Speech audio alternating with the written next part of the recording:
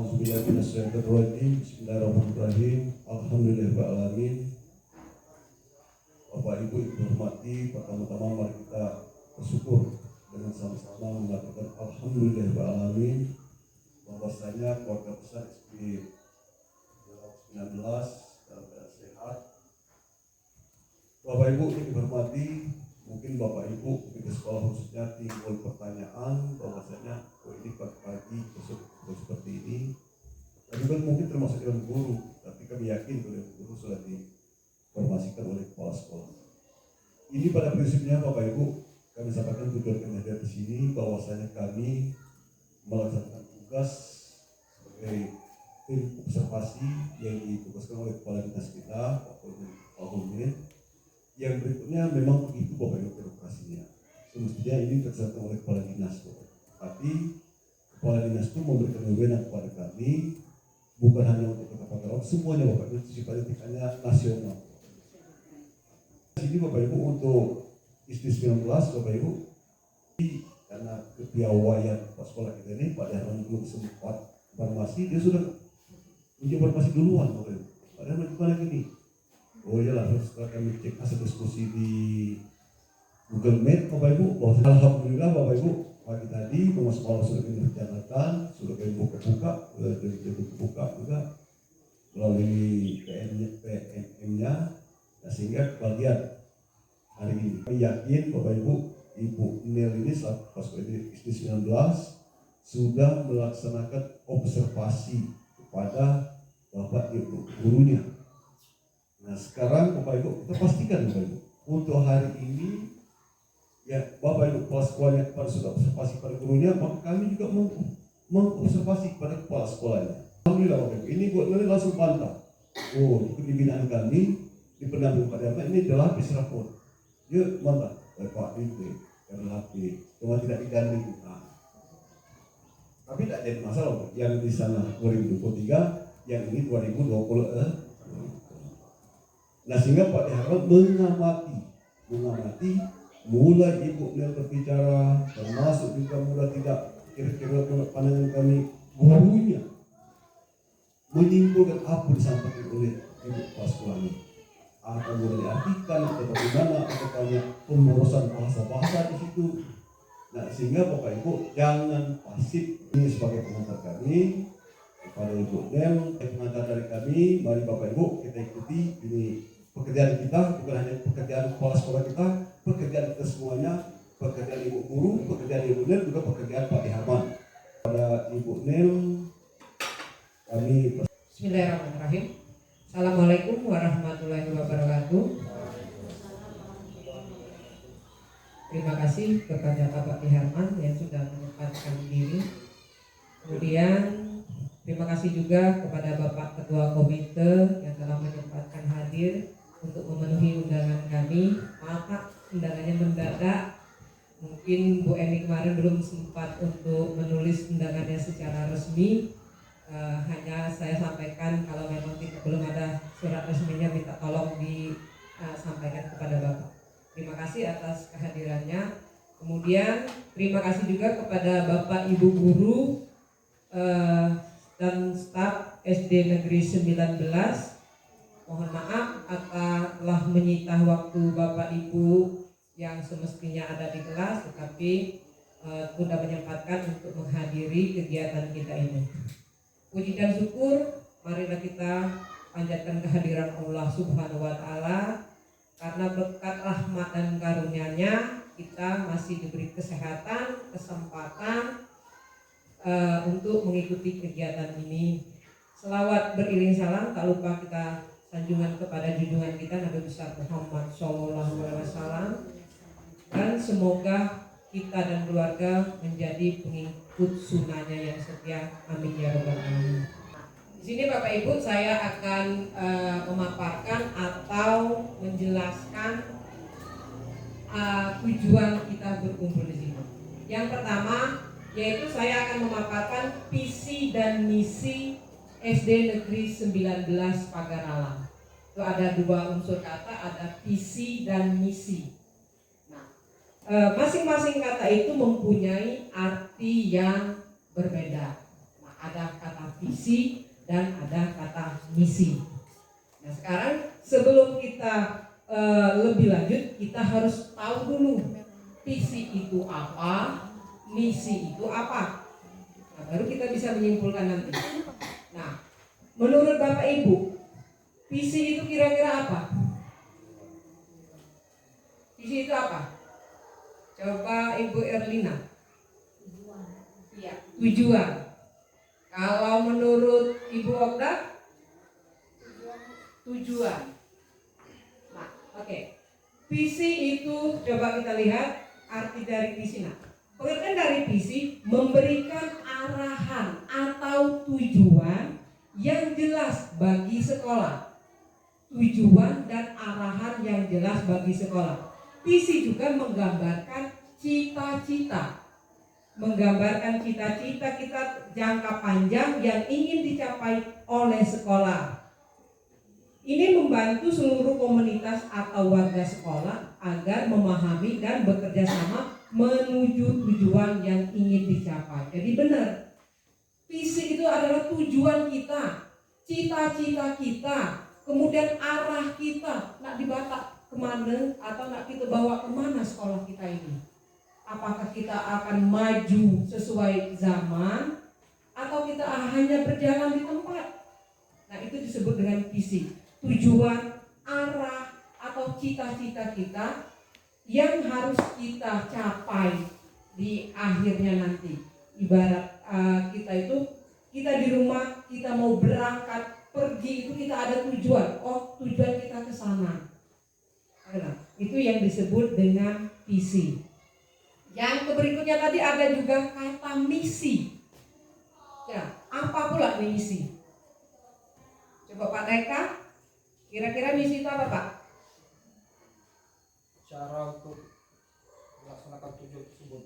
Oke. Kalau misi itu cara kita. Nah, misi suatu sekolah adalah pernyataan yang menggambarkan tujuan utama dan fungsi sekolah tersebut serta langkah-langkah konkret yang akan kita ambil untuk mencapai tujuan jangka panjang atau visi sekolah.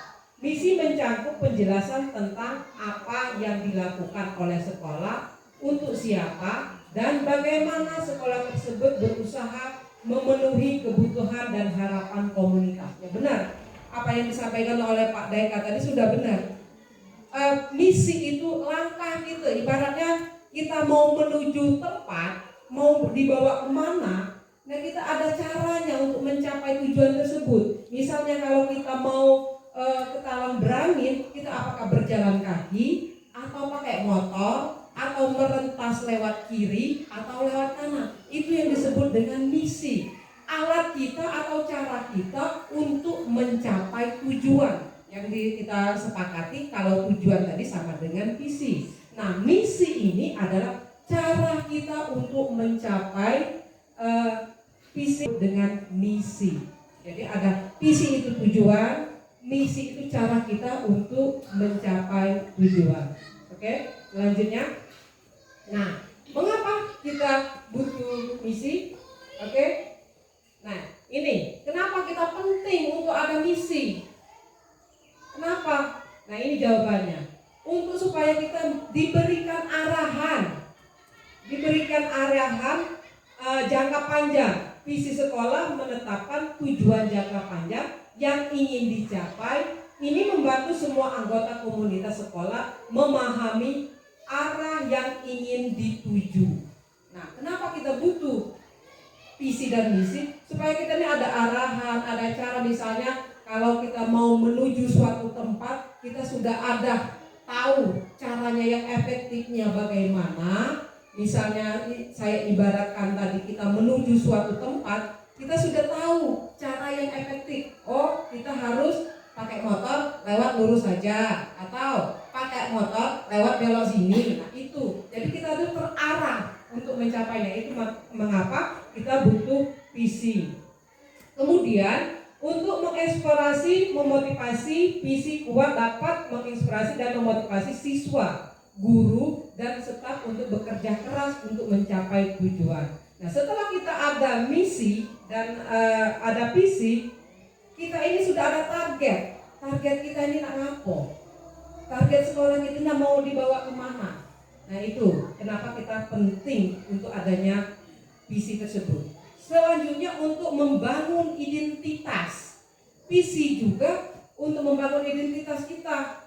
Sebagai ibaratnya kita sekolah kita SD Negeri 19 ada ciri khas dibandingkan sekolah-sekolah yang lain.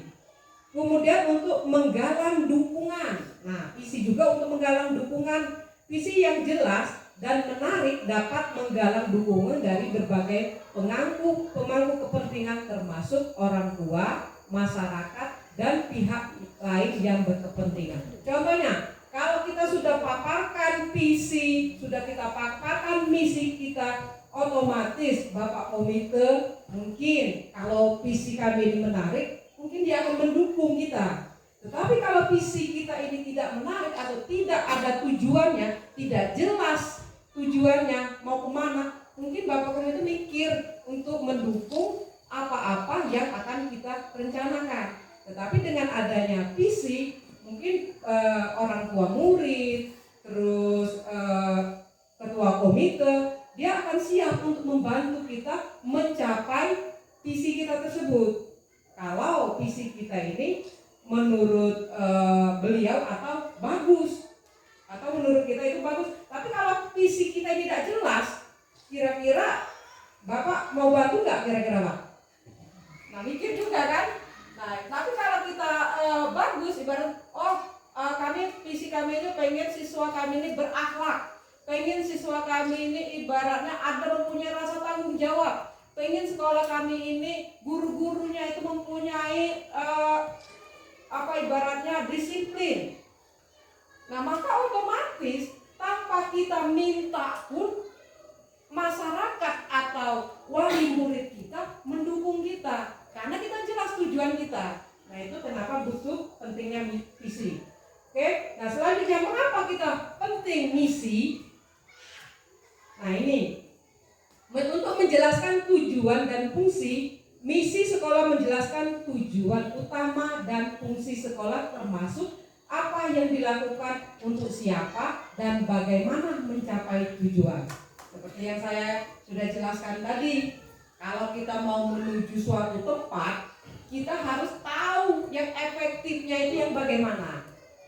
Ibaratnya kata saya tadi, ibaratnya mau ke SD 19 itu kan ada dua jalan. Mau lewat jalan yang bandar, atau mau lewat yang Prodipo. Nah, kita yang efektifnya yang mana? Nah, begitu juga dengan misi. Misi kita harus tahu yang efektif untuk mencapai visi kita itu yang mana. Yang berikutnya sebagai panduan mengambil keputusan. Nah, misi berfungsi sebagai panduan dalam mengambil keputusan sehari-hari, memastikan bahwa semua tindakan yang diambil sejalan dengan tujuan. Jadi sejalan, apa yang kita misikan itu sejalan dengan visi kita. Misalnya kalau visi kita pengen anak berakhlak mulia, jalan kita untuk menujunya itu harus seiring sama. Bukannya ibaratnya kita pengen anak berakhlak mulia, tapi kita memberikan contoh atau mengajarkan secara sadar atau tidak sadar anak untuk tidak melakukan hal tersebut. Nah itu, jadi ada panduan kita untuk melakukan suatu tindakan. Selanjutnya untuk mengukur keberhasilan. Nah, visi juga mengapa kita penting misi itu untuk mengukur target kita tahun ini tercapai apa enggak. Target kita anak itu berakhlak mulia. Target kita anak itu mempunyai tanggung jawab. Target kita anak itu disiplin. Setelah kita ada visi dan misi, ternyata belum nyampe tahun ini. Ternyata kita baru sampai ke yang bertakwa saja, disiplin dan tanggung jawabnya mungkin belum. Nah itu untuk mengukur keberhasilan kita. Selanjutnya meningkatkan koordinasi dan kerjasama. Nah ternyata setelah kita melakukan beberapa tahapan misi ini tadi, kita sudah bisa mengukur, ternyata belum bisa berhasil. Ternyata yang ini kita butuh kerjasama lagi untuk meningkatkan kedisiplinan siswa. misalnya antara kelas 1, kelas 2 dan seluruh warga sekolah itu harus saling bekerja sama untuk mencapai misi tersebut.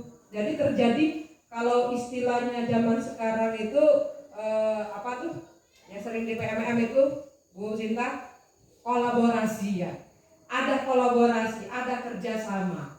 Yang selanjutnya untuk menjamin konsentis. Nah, misi memastikan konsentis dalam menerapkan kebijakan dan praktik pendidikan yang membantu menciptakan lingkungan belajar yang stabil dan teratur. Nah, itu juga kenapa kita butuh misi, supaya kita ini ibaratnya berjalan itu pada jalurnya. Tujuan kita di sini loh. Jadi jalannya jangan belok kiri, jangan belok kanan. Lebih baiknya bagusnya langsung lurus. Nah, jadi ada meningkatkan, menciptakan konsentrasinya. Kemudian saling untuk menciptakan praktik pendidikan. Jadi kita saling sesama untuk berkolaborasi untuk memajukan atau mencapai tujuan kita. Nah, ini kenapa sih penting visi dan misi sekolah? Yang pertama untuk mengarahkan. Ini ya. Visi dan misi sekolah itu untuk mengarahkan. Kira-kira maksudnya ini yang bagaimana? Pak Jerry, kira-kira yang kalau kita visi itu penting untuk mengarahkan, maksudnya itu yang bagaimana? Terima kasih Bapak sudah mewakili menjawab. Memberikan arah yang jelas bagi warga sekolah untuk mencapai tujuan yang dicita-citakan. Nah, jadi ibaratnya kita sudah ada arahnya. Oh, lewat sini, yang lewat situ. Nah, jadi ada arah seperti itu. Tapi ada arah, ada tujuan yang harus kita capai. Yang selanjutnya untuk meningkatkan, menumbuhkan ide-ide kreatif, menumbuk dari warga sekolah untuk memudahkan mencapai tujuan. Misalnya seperti ini. Seandainya visi kita itu siswa ini disiplin, antara Pak Deka dengan Bu Delta, kira-kira bakal sama nggak caranya? Nah, itu. Nah, jadi untuk meningkatkan, Pak Deka mempunyai ide sendiri untuk mencapai anak itu supaya disiplin. Mungkin Bu Delta punya cara tersendiri. Jadi mempunyai ide-ide masing-masing, mempunyai cara masing-masing dengan tujuan yang sama. Nah, itu. Yang selanjutnya untuk mendorong perbaikan berkelanjutan. Nah, jadi visi dan misi ini tidak bisa semata-mata hari ini kita buat, hari ini kita sepakati, besok sudah selesai. Tetapi ini butuh proses yang tidak mudah. Mungkin setahun 2 tahun belum tentu kita visi dan misi yang kita sepakatin hari ini bakal tercapai. Tetapi itu membutuhkan kerjasama, terus kekompakan, dan rasa tanggung jawab dari sesama warga sekolah. Jadi visi dan misi yang bakal kita sepakatin ini bukan hanya sebagai tanggung jawab saya sebagai pimpinan atau orang yang dituakan di sekolah, bukan juga hanya tanggung jawab segelintir Bapak Ibu guru, tetapi seluruh warga sekolah termasuk komite dan orang tua wali murid. Nah, itu akan berperan juga untuk mencapai visi dan misi kita. Kalau kita sudah mengajarkan kepada wali murid kita ibaratnya mengajari akhlak, mengajari mereka disiplin, tapi di rumah mereka tidak diajarkan yang selaras dengan kita, mustahil juga itu akan tercapai. Nah, kemudian yang kenapa penting juga visi dan misi sekolah untuk membangun identitas. Membangun identitas itu memberikan ciri khas kepada sekolah atau kepada suatu lembaga. Oh, kalau visinya yang beriman dan bertakwa, oh itu SD 19. Oh, kalau yang identik dengan gotong royong, oh SD Sianu atau daerah situ. Jadi ada identitas. Nah, itu ya. Selanjutnya, nah, komponen visi dan misi. Yang pertama ada tujuan strategis. Jadi syarat kita untuk visi dan misi itu ada tujuan. Visi kita itu mencakup tujuan yang harus kita capai. Tujuan yang akan dicapai sekolah dalam jangka panjang. Jangka panjang ini yang seperti sudah saya jelaskan. Kalau visi dan misi itu tidak bisa semerta-merta hari ini kita kerjakan, hari ini kita sepakati, besok bakal selesai atau tujuannya akan tercapai. Yang berikutnya ada nilai-nilai. Nah, yang ini. Yang nilai-nilai ini yang seperti apa kira-kira? Bu Anita? Kalau visi ini kan ada komponennya, ada nilai-nilai. Kira-kira nilai-nilai itu nilai-nilai yang seperti apa? Dalam ketakwaan kita kepada Allah, misalnya dengan kita untuk adanya sholat, Oke. kita akan seorang hafalan untuk anak-anak. Oke. Nah, bisa. Ya, terima kasih kepada Bu Anita telah menanggapinya. Ya. Jadi untuk nilai-nilai itu nilai-nilai sekolah yang mencerminkan nilai luhur, nilai-nilai yang baik, atau nilai-nilai yang mencerminkan profil pelajar Pancasila. Nah, nilai-nilai yang mencerminkan profil pelajar Pancasila, apa elemennya, ada berapa? Elemen profil pelajar Pancasila? 5 apa 6? Nah, ada apa saja coba? Gotong royong, mandiri, bernalar kritis, kemerdekaan global, dan kreatif. Nah, itu nilai-nilai yang mencerminkan dalam yang terkandung dalam profil pelajar Pancasila, itu yang harus kita bangun. Nah, dari kita menyusun visi dan misi harus ada nilai-nilai luhur yang mencerminkan profil pelajar Pancasila. Nah, yang berikutnya, komponen visi dan misi yang berikutnya mempunyai ciri khas, menjadi identitas sebagai pendanda sekolah yang satu dengan yang lain. Jadi ada bedanya. Nah, itu pentingnya visi dan misi itu untuk membedakan kita dengan yang lain.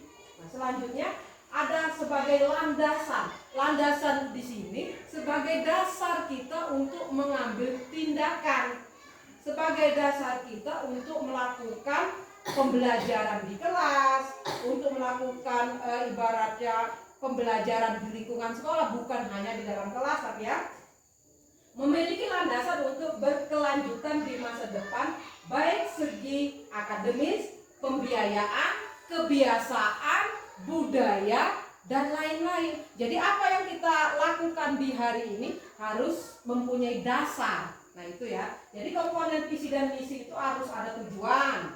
Yang berikutnya nilai-nilainya bagus. Yang berikutnya ada ciri khas yang membedakan dengan sekolah lain. Yang berikutnya sebagai landasan. Itu komponen dari visi dan misi. Terus selanjutnya, nah, dalam penyusunan visi dan misi, ini apa yang harus kita lakukan? Nah, seperti yang sudah kita lakukan kemarin atau sudah kita bahas di hari apa itu kemarin kita bahas, sudah pernah kita bahas, itu yang pertama analisis lingkungan dulu. Kira-kira menurut Bu Sinta analisis lingkungannya seperti apa?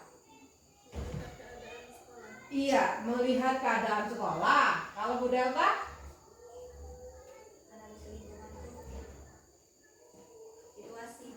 Situasi dan kondisi. Nah, bisa juga. Terima kasih kepada Bu Delta dan Ibu Sinta. Analisis lingkungan itu kita memahami dulu lingkungan kita ini karakternya seperti apa, keadaannya bagaimana, kemudian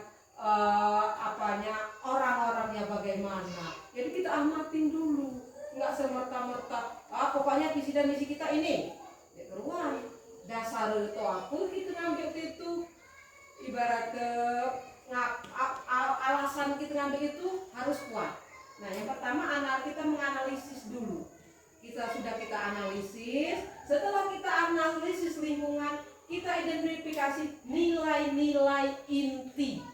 Nah, ini yang nilai-nilai inti ini maksudnya ini yang seperti apa? Nilai-nilai inti ini apa keadaan yang ibaratnya sudah mendesak di sekolah kita atau sudah mendesak di satuan pendidikan kita. Contohnya yang bisa saya ambil, mengidentifikasi nilai-nilai inti. Misalnya ketika saya baru bertugas di SD 19, nilai-nilai inti sudah berkurang di sekolah kita ini karakter siswa. Contohnya yang saya buktikan secara langsung itu Bapak Komite, anak itu ketika saya datang ini bersalaman dengan saya, mereka cuek aja segini, nah pakai tangan satu, kayak dia dengan sahabatnya. Nah itu sudah mulai luntur di sekolah kita. Itu yang pertama. Yang kedua, ketika saya meminta tolong kepada mereka, mereka cuek, tidak ada respon, atau mereka gayanya nggak peduli. Misalnya saya menyuruh anak kelas berapa waktu itu, kalau nggak salah itu anak kelas 3, nah tolong ambil sampah, mereka nggak, ibaratnya nggak ada respon. Nah itu nilai-nilai yang seperti itu yang sudah mulai punah. Etika baik moral, padahal itu ibaratnya budaya di daerah kita bersemah, khususnya kita harus santun kan, orang-orang bersemahnya terkenal dengan santunnya, dengan etikanya, tetapi nilai-nilai itu yang sudah mulai luntur. Nah itu mengidentifikasi nilai-nilai inti. Intinya itu, oh ini yang paling pokok, ini yang paling harus kita rubah, ini yang paling penting yang harus kita benahi. Nah itu kan mengidentifikasi. Yang paling ibaratnya yang paling gawat ini mana. Nah itu sudah kita mengidentifikasi. Yang berikutnya melibatkan pemangku kepentingan. Nah langkah yang berikutnya melibatkan pemangku kepentingan, ya seperti yang sudah kita lakukan kemarin. Saya sebelum mengambil keputusan untuk mengambil visi dan misi, saya tanya dulu sama Bapak Ibu guru. Bukannya saya semena-mena ibaratnya, oh ini loh visi misi kita, terserah Bapak Ibu mau setuju apa enggak, pokoknya ini itu loh. Tidak seperti itu ya Pak ya. Jadi ada prosesnya. Saya tanyakan dulu sama Bapak Ibu guru seperti yang kemarin, kira-kira ini cocok tidak dengan sekolah kita. Kalau kata Bapak Ibu guru, oh nggak cocok, saya mempersilakan mereka. Udah kalau nggak cocok, bakal kita rubah, kita kurangi. Atau, oh Bu, ini mungkin ada kemarin saya memberikan pendapat, kira-kira kebanyakan ide. Tidak. Nah, saya meminta pendapat dulu. Jadi bukan semata-mata visi dan misi yang kita sepakati itu kendak aku suka. Karena visi dan misi ini tidak bisa terwujud tanpa adanya kerjasama dari Bapak Ibu guru dan warga sekolah. Warga sekolahnya termasuk komite, termasuk wali murid, termasuk juga siswa. Nah jadi untuk melibatkan pemangku kepentingan, yaitu kita bersama. Tidak semerta-merta visi dan misi yang kita ambil ini hanya kemauan saya. Karena yang akan mengeksekusi di garda terdepan itu Bapak Ibu guru. Yang bakal mengeksekusi di garda terdepan itu Bapak Ibu guru yang berhubungan langsung dengan siswa. Kalau saya ini ibaratkan sopir, saya sebagai supirnya, tetapi Bapak Ibu sebagai kernet. Kiri kanannya itu mau lurus, itu Bapak Ibu guru yang akan mengaturnya. Kalau saya pengen lurus saja, tetapi tidak, kanan, akhirnya kan nggak bisa.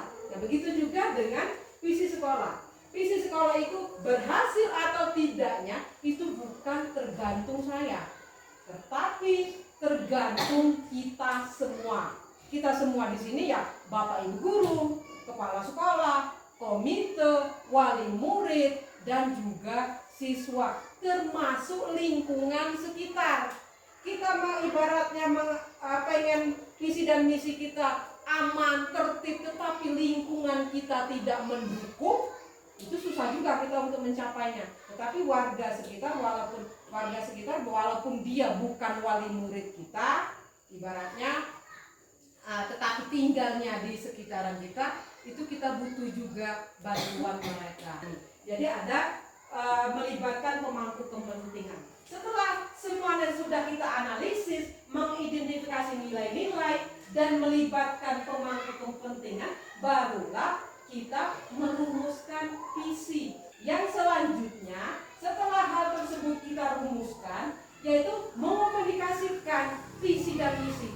seperti yang sekarang kita lakukan. Kita sama-sama mengomunikasikan. Jadi Bapak Komite, Bapak Dewan Guru yang lain, dan juga Bapak Pengawas mengetahui, loh ini loh tujuan SD 19, ini loh yang ingin dicapai SD 19.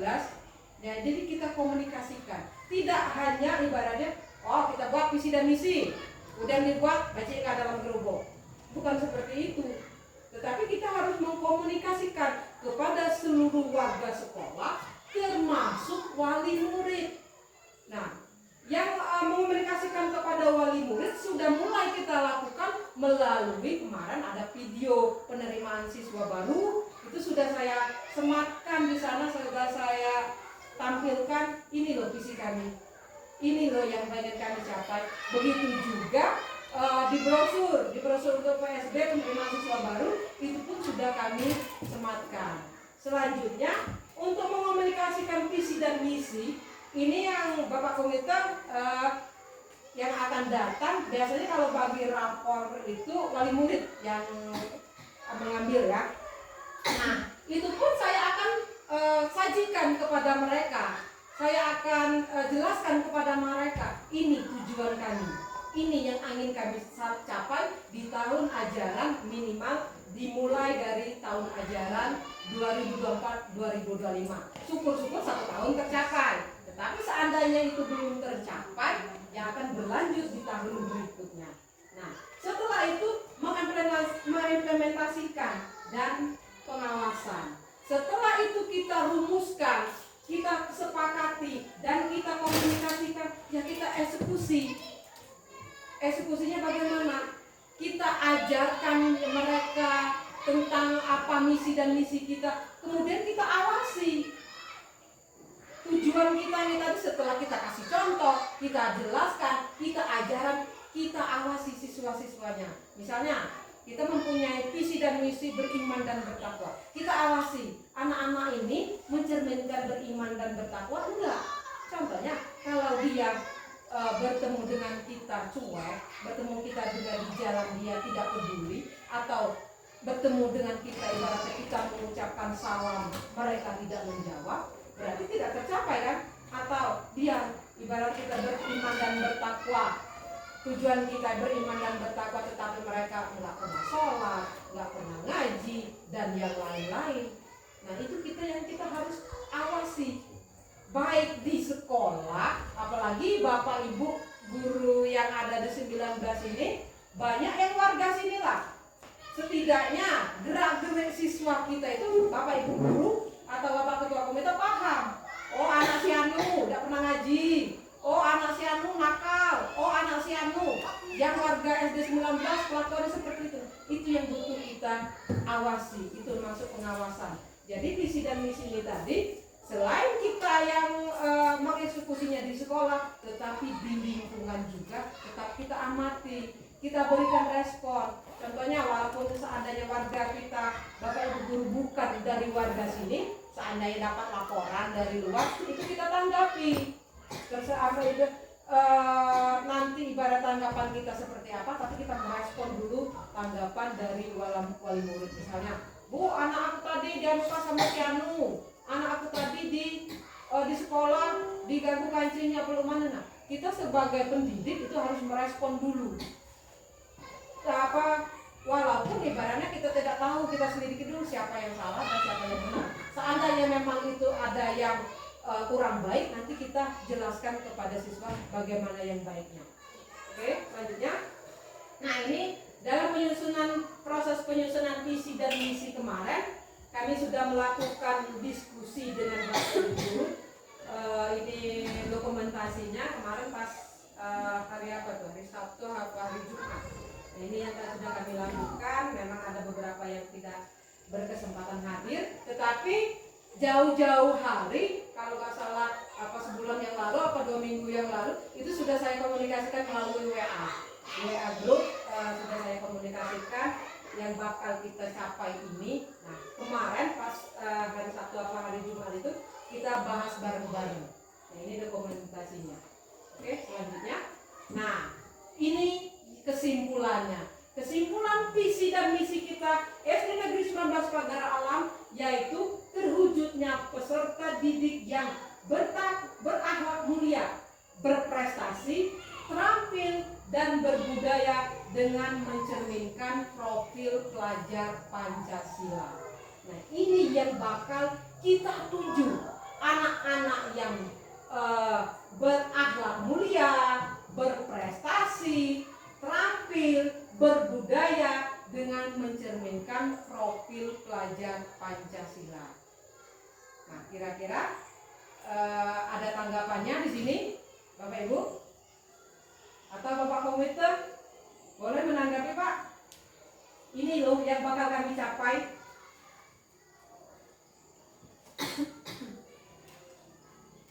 Kami pengennya sekolah kami ini yang seperti ini. Oke? Lanjut. Nah, jadi komponen dari variabel visi dan misi kami itu ada 5. Yang pertama berakhlak mulia. Kami pengennya warga SD 19 ini bukan hanya siswa ya. Warga 19 itu baik namanya warga 19 itu seluruh itu ya Bapak Ibu guru, termasuk saya, termasuk wali murid, termasuk siswa. Itu pengennya saya itu pengennya kita itu siswa itu berakhlak mulia atau warga sekolah itu berakhlak mulia. Yang berikutnya berprestasi. Berprestasi di sini ibaratnya kita mempunyai target. Siswa kita kalau bisa tahun ini setidaknya menang Olimpiade tingkat kecamatan dulu jadilah. Kalau bisa tingkat kecamatan, alhamdulillah. Kalau bisa ke tingkat kota.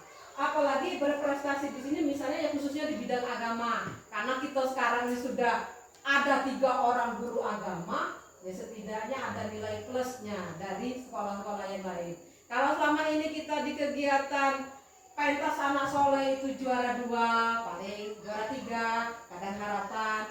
Moga-moga dengan adanya visi kita siswa berprestasi didukung oleh Bapak Ibu guru yang ibaratnya berkompeten bisa mewujudkan siswa kita lebih baik lagi. Yang tadinya juara 2 mudah-mudahan bisa juara 1. Yang tadinya tidak dapat siapa tahu juara 3 alhamdulillah. Nah itu ya. Kemudian terampil di sini ya, selain siswanya terampil, Bapak Ibu gurunya pun terampil dalam menyajikan materi, terampil dalam menyikapi masalah, terampil dalam menyikapi situasi. Ibaratnya kita tidak kaku ibaratnya dalam mengambil keputusan. Ibaratnya kita harus terampil kreatif. Oh, pelajaran ini kalau aku pakai Chromebook kayaknya lebih asik. Nah, silakan. Jangan Chromebook kita ibaratnya tersimpan aja di dalam lemari. Jadi terampil untuk melakukan atau menciptakan inovasi yang bisa mencapai visi kita itu bisa cepat terwujud atau bisa tercapai. Yang selanjutnya berbudaya. Berbudaya di sini ya kita mencerminkan kalau kita ini orang Besema, kalau kita ini ibaratnya adat istiadat kita ini kita jaga, sopan santun, etika. Nah itu yang kita jaga. Ibaratnya berbudaya di sini bisa juga di dalam segi Bapak Ibu mengajar di kelas. Kalau ada contoh yang lebih dekat dengan kita tidak usah ngambil yang lain. Ibaratnya kita Bapak Ibu akan mempelajari tentang misalnya hewan dan tumbuhan. Hewan dan tumbuhan ini kita mengajarkan mereka itu tidak usah ngasih contoh hewan yang tidak ada di sekitar kita. Jadi budaya kita yang kita angkat. Kalau kita ibaratnya mengajarkan budaya, kita ajarkan budaya-budaya yang ada di sekitar kita. Misalnya nanti kalau ada muatan lokal, kita ajarkan tentang pantauan itu seperti apa sih. Kemudian silsilah keluarga dalam segi bahasa Besema itu seperti apa. Kan kadang-kadang mamu main ini Jemu itu udah banyak, orang itu udah banyak manggil bibi, tante, om. Sedangkan di budaya Besema itu tidak ada kan. Yang adanya mama, ibung, pemamaan, uwa gitu kan. Tapi sekarang sudah mulai agak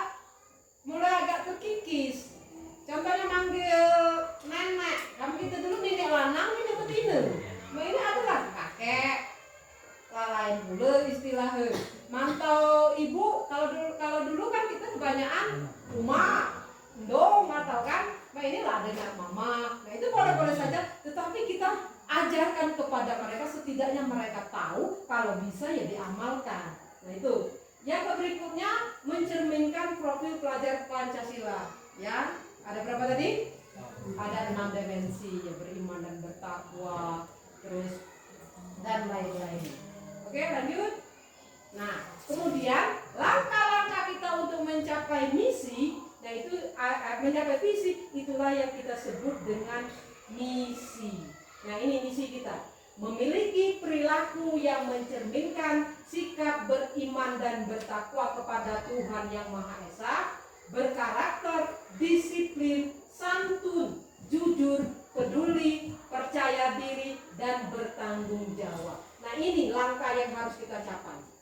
Langkah yang akan kita jalani, yaitu mencerminkan bersikap beriman dan bertakwa.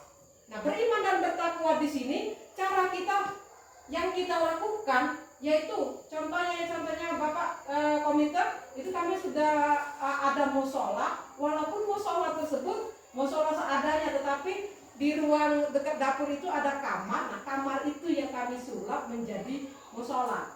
Nah itu yang kami kasih, ibaratnya kasih menjadi tempat kami, ibaratnya kalau melakukan kegiatan sholat duha, kemudian ibaratnya ngaji. Nah di ruangan itu supaya ada ruang-ruangan yang memang sudah kami ibaratkan, kami sucikan ibaratnya. Tidak, sepatu nggak boleh di sana karena itu merupakan tempat ibadah. Nah itu kami memfasilitasi. Yang selanjutnya berkarakter. Kami selalu mengajarkan kepada siswa untuk kalau ketemu orang yang lebih tua itu salam. Siapapun orangnya, kalau dia masuk ke halaman sekolah itu disapa, disalamin. Nah, kemudian disiplin. Nah, disiplin di sini kita sebagai pendidik bukan hanya kita sekedar berceramah, kalian harus disiplin ini, tetapi kita dulu yang memberikan contoh kepada siswa kita. Kita dulu yang mengajarkan. Contohnya seperti yang saya ingin Bapak Ibu guru disiplin, tetapi saya juga memberikan contoh dengan cara yang saya bisa. Contohnya tiap hari insya Allah saya akan hadir ke sekolah, hadir bersama Bapak Ibu guru, kecuali memang ada kepentingan yang harus saya hadiri. Contohnya kayak kemarin saya dengan Pak Diharman ini harus mengikuti rapat untuk persiapan pameran kurikulum merdeka di Palembang. Nah, itu saya berhalangan untuk hadir, tapi bukan berarti saya tidak melaksanakan kewajiban saya sebagai orang yang dituakan di sekolah.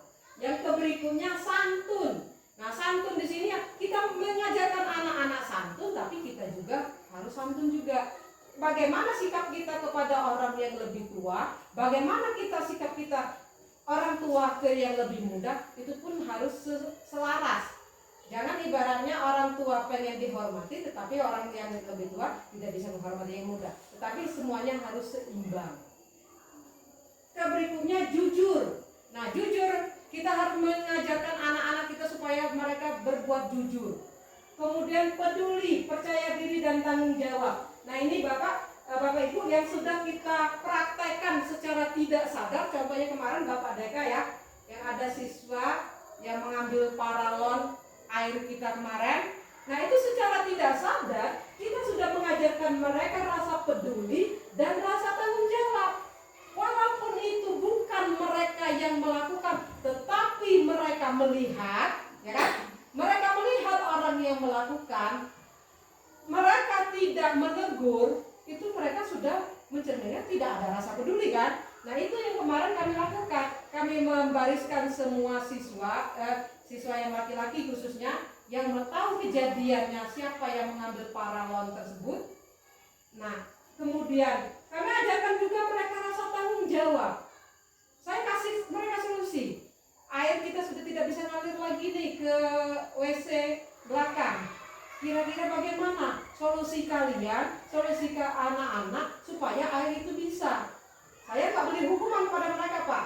Saya cuma memberi bagaimana kira-kira mereka sendiri yang mengambil keputusan. Bu, kami beli lagi paralonnya. Mana caranya kalian beri? Kami iuran Bu. Berapa?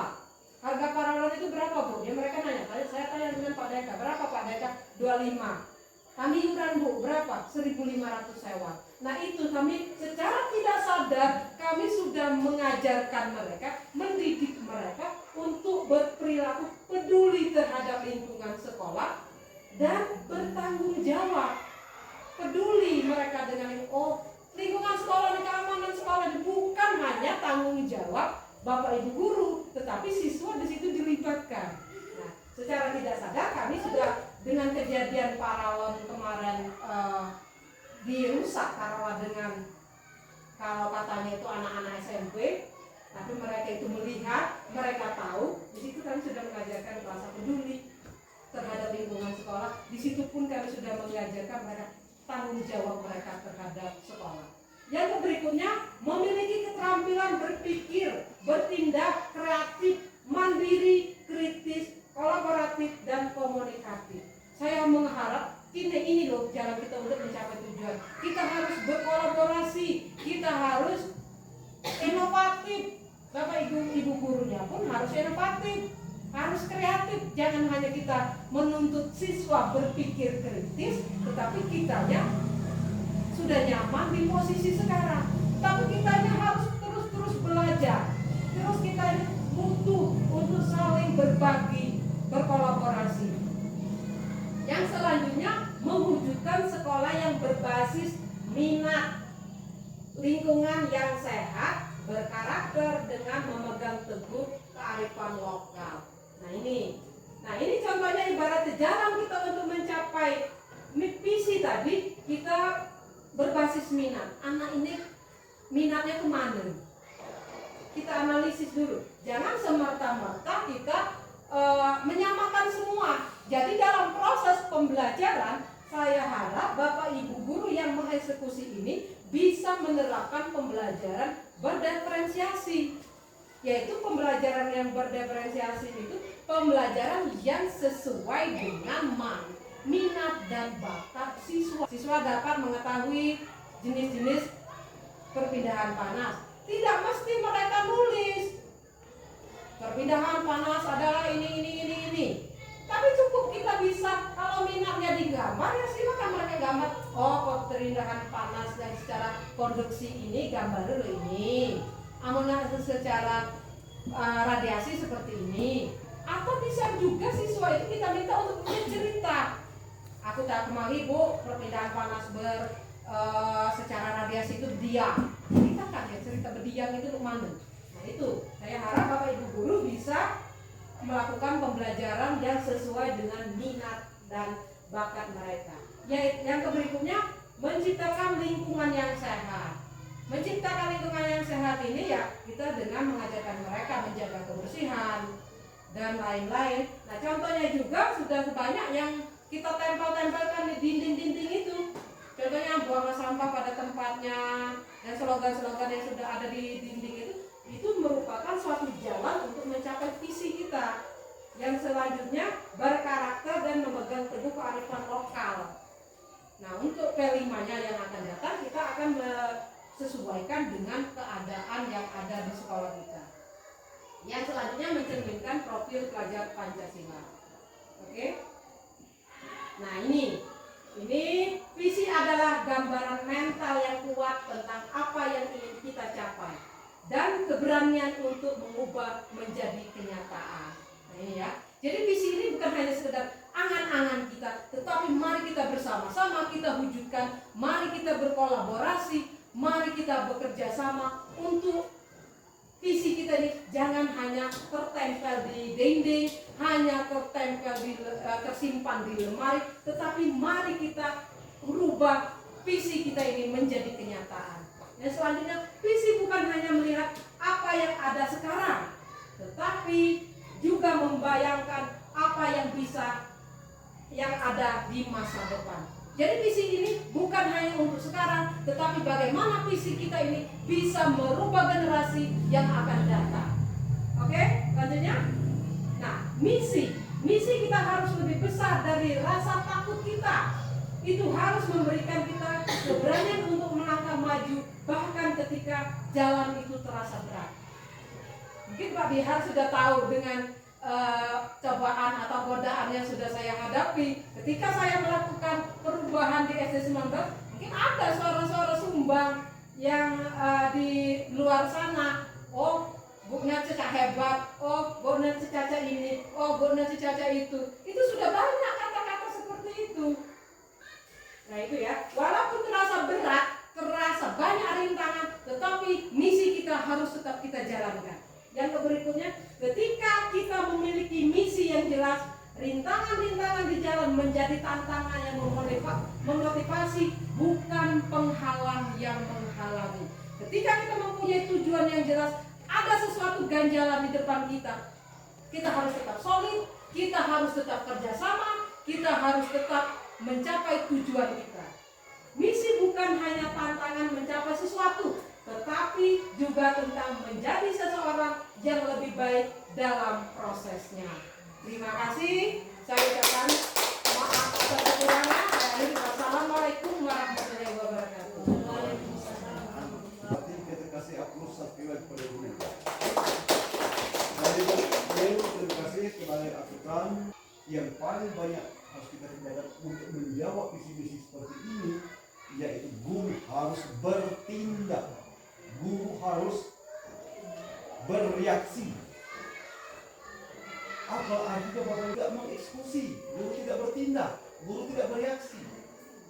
Nah berarti bereaksi, bertindak, Bapak Ibu ya, mengeksekusi walaupun belum bisa kita lihat besok, ya memang visi-misi tidak seperti itu Pak Guru. Nah sehingga Ibu Guru sekali lagi mengucapkan terima kasih kepada Bapak Ibu Guru, harus banyak bereaksi, harus banyak bertindak, menjawab ini kita harus bertindak, membentuk siswa kita berakhlak, sertifikat yang berakhlak mulia, berprestasi, itu prestasi. Nah sehingga Bapak Ibu semua keputusan, semua pekerjaan yang kaitannya kepada sisi bebas harus bermuaraksi. Pertama Bapak Ibu, proses pembelajaran harus kita arahkan kepada anak yang berakhlak, dan ini kepada Ibu Niel diberlakukan kapan? Mulai tahun ajaran baru. Tahun ajaran baru sebelum diberlakukan ini dibuat suatu keputusan personal visi-visinya seperti ini. Dan juga yang berikutnya yang paling terakhir Pak Kepala Sekolah, ini PR Pak Peter. Ini maksudnya visi-misi ini bukan hanya ruang di sini. Kami selaku pengawal, selaku ya katakanlah pembina sekolah ini sangat mengharapkan supaya visi-misi yang bagus seperti ini dipromosikan, dipastikan, diketahui oleh wali murid, tokoh masyarakat, tokoh pendidikan. Kalau ada pengusaha-pengusaha yang ada di desa kita ini, maka keluar, oh inilah tujuan SD, inilah arah sekolah kita itu. Jadi hanya itu Bapak Ibu ya sampaikan, hanya kita sampaikan Bapak Ibu berkenan, kita mohon maaf.